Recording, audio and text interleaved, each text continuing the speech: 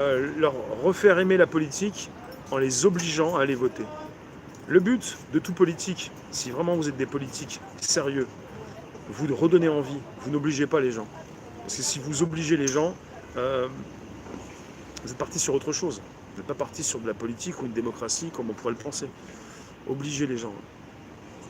Avec des médias qui sont absolument d'accord pour tout ça, hein, pour laisser passer tout ça. Il n'y a pas un seul média qui va leur dire, mais attendez, vous dites quoi là? Obligez les gens? Est-ce que vous écoutez ce que vous dites?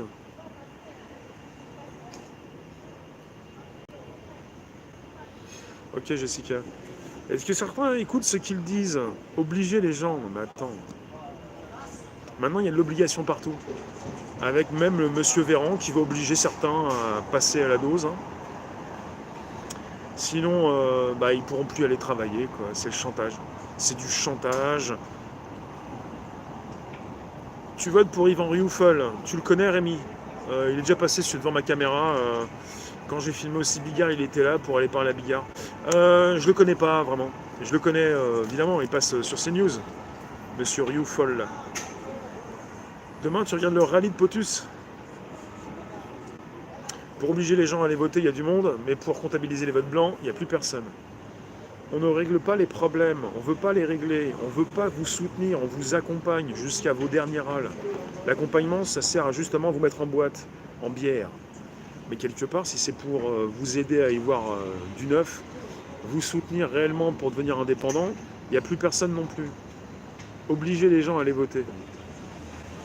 Je ne sais pas si certains réfléchissent à ce qu'ils disent avant de parler. Obligez les gens à aller voter. C'est incroyable ce qu'on peut entendre comme dérapage, quoi. On en est arrivé là, quoi. Avec des personnes qui sont intelligentes pour sortir ce genre de bêtises, quoi. À pas résoudre un seul problème, tu fais quoi? Tu veux te faire élire pour aussi t'en mettre jusque-là, quoi. Donc voilà, après, avec cette ambiance délétère, je pense que certains ont déjà compris ce qui se passe aux États-Unis. Avec un recomptage, avec des millions d'Américains qui se sentent floués, quoi. Qui n'ont pas forcément envie non plus de retourner voter par rapport à ce qui s'est passé, quoi. En Belgique, si tu vas pas voter, tu as une amende.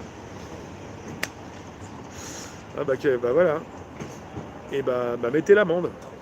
Mettez l'amende. Mettez l'amende, allez-y. Qu'est-ce que vous voulez que je vous dise? T'as pas peur de l'amende?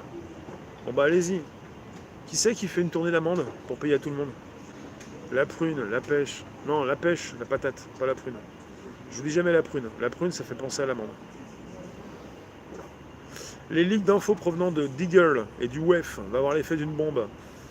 L'élastique commence à péter et quelque part, j'ai envie de voir la tronche de ces éditorialistes et de tous ceux qui font soi-disant la pluie le beau temps, qui sont intelligents, qui vous méprisent à fond, qui n'ont pas fait les mêmes études, qui n'ont pas rencontré les mêmes personnes, qui n'ont pas serré les mêmes louches, évidemment qui n'ont pas les mêmes casseroles. Ils vont peut-être retourner leur veste à la faveur de l'été des vacances pour revenir avec une nouvelle veste à la rentrée pour vous dire je vous l'avais dit, j'en avais parlé, je l'avais bien expliqué. Le seul qui à la télévision en a parlé, c'est un certain Eric. Je ne vais pas dire son nom, sinon vous allez vous affoler dans la room. Dès que certains noms sont prononcés, il y en a qui s'affirment, s'affichent, s'énervent. Non, mais très peu de personnes ont parlé de la fraude aux élections. Très peu. David, tu suis les États-Unis tous les jours. Tu as des news, s'il te plaît, des news que je n'aurais point. Je ne connais pas tout dans le détail, mais pour ce que je connais, je pense à une déflagration, un tsunami, quelque chose qui va taper fortement non seulement la politique, mais également les médias. Et puis comme les médias peuvent retourner leur veste, les médias sont aussi face à un peuple qui peut être un peu plus endormi, il y aura toujours du taf pour tous ceux qui savent bien s'exprimer, mais on ne pourra pas effacer ce que vous avez fait. On ne pourra pas effacer.